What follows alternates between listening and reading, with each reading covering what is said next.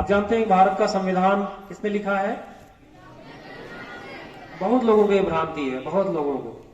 Doctor Bhimrao Ambedkar ने संविधान का एक लाइन भी नहीं लिखा है। संविधान को लिखा है प्रेम बिहारी नारायण रायजादा ने। किसने लिखा है? नमस्कार, मैं सुनील अंजाना जागो समाज चैनल में आपका स्वागत करता हूं। मध्य प्रदेश के रायसेन से एक स्कूल की एक स्पीच सामने आ रही है, जिसमें मुख्य अध्यापक जो स्कूल के अध्यापक हैं वो बच्चों के सामने अपनी मानसिकता के साथ वो प्रचार कर रहे हैं। उन्होंने कहा कि भारत के संविधान की एक भी लाइन या एक भी पन्ना डॉक्टर बी.आर. अंबेडकर ने नहीं लिखा। ये बिल्कुल सत्य है और आप देख सकते हैं इसका वीडियो क्लिप। आप जानते हैं भारत का संविधान किसने लिखा है? बहुत लोगों को ये भ्रांति है, बहुत लोगों को। डॉक्टर भीमराव अंबेडकर ने संविधान का एक लाइन भी नहीं लिखा है। डॉक्टर बाबा साहब भीमराव अंबेडकर जी ने संविधान की एक लाइन भी नहीं लिखी है। संविधान को लिखा है प्रेम बिहारी नारायण रायजादा ने। किसने लिखा है? इटालियन राइटिंग की महारत हासिल किए हुए बिहार के हमारे लाल थे, जिनकी हैंडराइटिंग बहुत ही उत्कृष्ट थी, बहुत अच्छी हैंडराइटिंग थी, और उनके हाथ से लिखी हुई है किताब संविधान की। किसने लिखा है? प्रेम। देखा आपने, ये जो मुख्य अध्यापक है, जो मिश्रा जी हैं, वो कितने अपनी मानसिकता, जो अपनी जहर भरी जो मानसिकता है, जो इनके अंदर जहर भरा हुआ है डॉक्टर बाबा साहब भीमराव अंबेडकर जी के नाम का। क्योंकि डॉक्टर बाबा साहब भीमराव अंबेडकर जो है, उन्होंने इतिहास रचा, उन्होंने देश को बदला, देश में समानता, शिक्षा, रोजगार और बिजनेस, यहाँ तक के रिजर्व बैंक जो देन है बाबा साहब की ही देन है। तो बाबा साहब ने इतना कुछ इस भारत को दिया, लेकिन क्या है कि कुछ लोग वो बाबा साहब का बार बार अपमान करते हैं और बाबा साहब को नीचा दिखाते हैं। और देखिए बच्चों ने कितने सहजता के साथ कहा। जब उसने पूछा कि भारत का संविधान किसने रचा, तो बच्चों ने सीधा कहा डॉक्टर बी.आर. अंबेडकर ने। लेकिन उसने अपनी मानसिकता दिखाते हुए बच्चों में क्या भावनाएं, क्या प्रचार फैला रहा है। डॉक्टर भीमराव अंबेडकर ने संविधान का एक लाइन भी नहीं लिखा है। यह संविधान को लिखा है प्रेम बिहारी नारायण रायजादा ने। प्रेम बिहारी नारायण रायजादा जो है वो एक लेखक, यानी उनकी राइटिंग जो है वो बहुत सुंदर थी और इटालियन राइटिंग में जो है वो माहिर थे। इसलिए हायर किया रायजादा को, क्योंकि मसौदा पूरा तैयार हो चुका था, बाबा साहब उसको पूरा रच चुके थे, पूरा अपना आर्टिकल लिख चुके थे। तो सिर्फ बात रह गई थी उसको बुक बनाने की।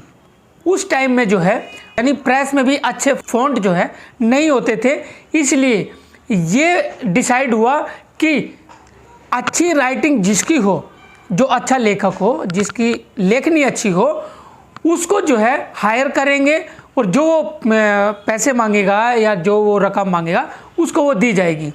तो किसी ने बताया कि रायजादा जो है वो इटालियन जो लेखनी के अच्छे माहिर है, और उनसे संपर्क किया, संपर्क करके उनको बुलाया।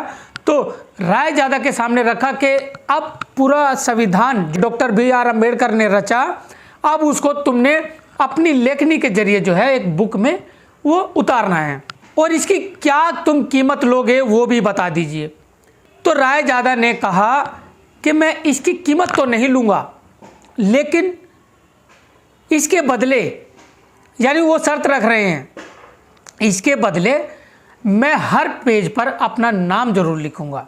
तो आप देखेंगे कि जैसे ही आपको बॉर्डर दिखाई देगा, उसके नीचे प्रेम आपको नज़र आएगा, प्रेम नाम नज़र आएगा। तो जैसा हम दिखा भी रहे हैं, देखिए आप साइड में देख सकते हैं कि प्रेम जो है वो लिखा हुआ है। तो ये रायजादा का नाम है, प्रेम बिहारी नारायण रायजादा।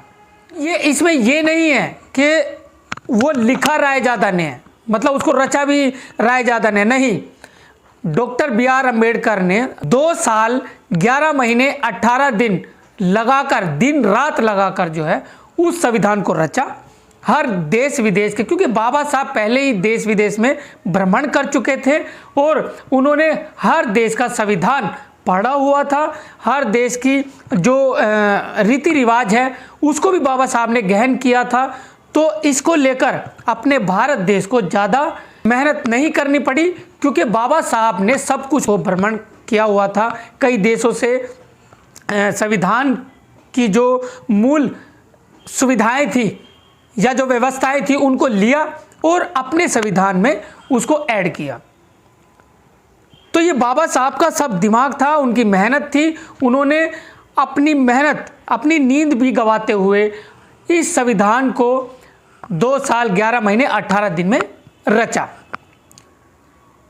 और अब बात आती है लिखने की, क्योंकि रचना और लिखना एक अलग चीज़ है। जैसे मान लीजिए आप एक बिल्डिंग बना रहे हैं, तो बिल्डिंग में आर्किटेक्ट को बुलाते हैं सबसे पहले। और ये ज़मीन है, आपने इस पर नक्शा बनाना है, इस पर स्ट्रक्चर खड़ा करना है और आपने बिल्डिंग को सुंदर बनाना है। ये आर्किटेक्ट का काम है।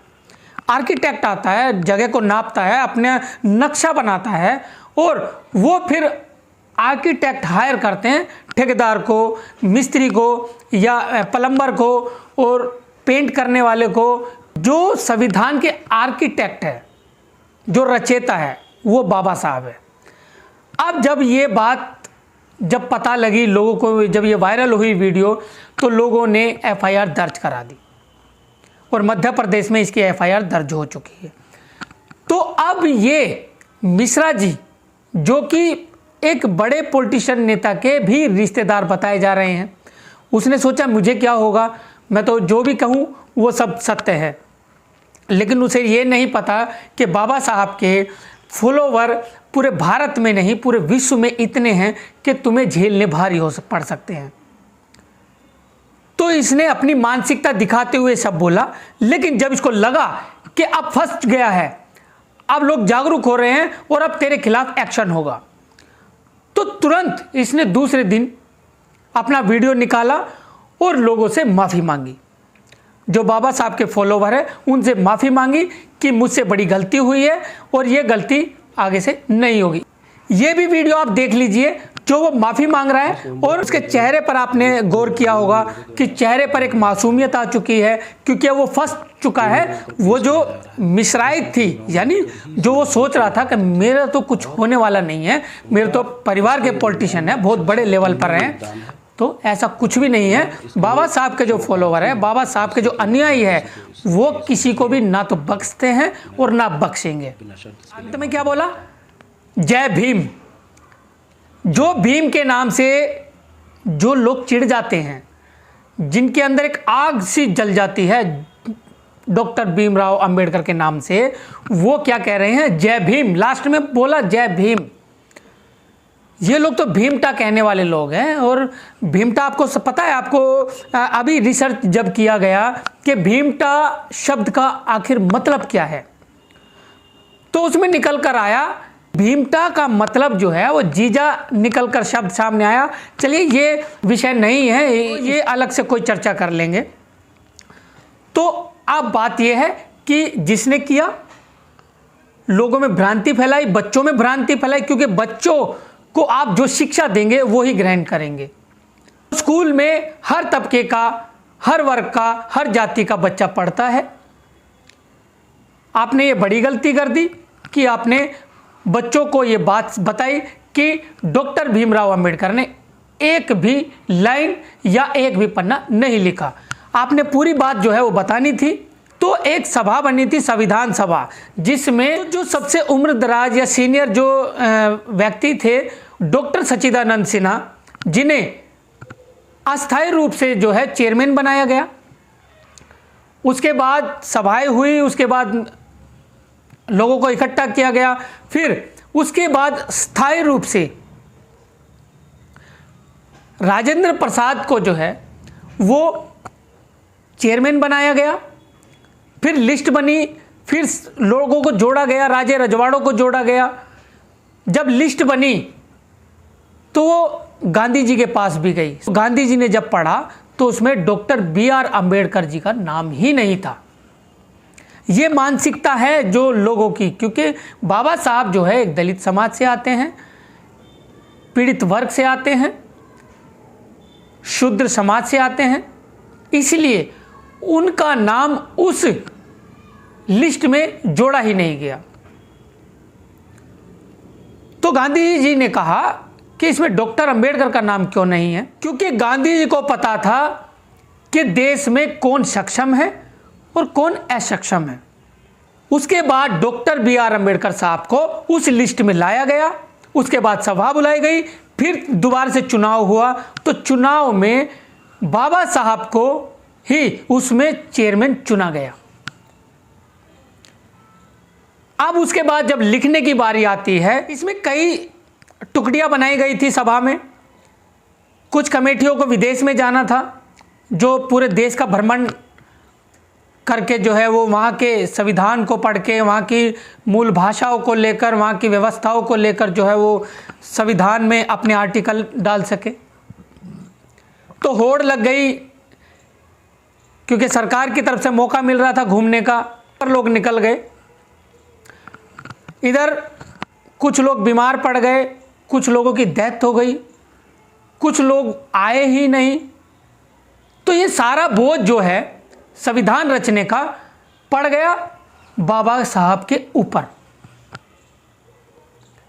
अब बाबा साहब तो हार मानने वाले नहीं थे। बाबा साहब ने सब कुछ स्टडी कर रखा था, संविधान हर देश के पढ़े हुए थे, हर देश में भ्रमण किए हुए थे, लोगों से जानकारियाँ थी, रीति रिवाजों से जानकारियाँ थी, हर धर्मों के ग्रंथों को, भारत के धर्म ग्रंथों को उन्होंने पढ़ा था, चाहे वो मुस्लिम ग्रंथ हो, चाहे वो ईसाई ग्रंथ हो, चाहे वो सिख ग्रंथ हो। तो बाबा साहब ने हर चीज़ को स्टडी किया हुआ था। वो अर्थव्यवस्था, समाज शास्त्री और बहुत सारी उनके पास उपलब्धियां थी। तो इसको लेकर जो है बाबा साहब को ज़्यादा जद्दोजहद या भारत देश में ज़्यादा जद्दोजहद नहीं करनी पड़ी। तो बाबा साहब ने इस संविधान को रचा, और रचने के बाद जब इसको पुस्तक बनाना था तो वो हायर किया रायजादा साहब को। तो इस तरीके से अगर वो बताते तो अच्छा लगता, हमें भी अच्छा लगता कि हाँ, कि इन्होंने एक अच्छा प्रचार किया। आज भी लोग कहते हैं कि अकेले डॉक्टर बाबा साहब ने थोड़ी रचा, थोड़ी लिख दिया, लेकिन सही मायने में इतिहास आप उठाकर देखेंगे तो आपको यही पाएंगे कि वो अकेले पड़ गए थे, और उन्होंने अकेले ने ही 2 साल 11 महीने 18 दिन में इस संविधान को रचा। तो अब बात आती है रायजादा साहब की, जिन्होंने इस काम के बदले में मेहनताना मांगा। तो वो एक लेबर के रूप में आए, लेकिन बाबा साहब ने इस भारत देश से कुछ ना तो लिया है और ना उनकी कोई मंशा थी। हाँ, उन्होंने भारत देश को दिया इतना है कि इस देश से संभाला भी नहीं गया। आज आप देखते हैं कि जो भारत का संविधान है उसका वेट कितना है जानते हो? 13 किलो प्लस उसका वेट है, 13 किलो प्लस। और सोचो 13 किलो प्लस में कितने पेज होंगे, वो बाबा साहब ने रचे हैं। बाबा साहब ने उनको दर्शाया।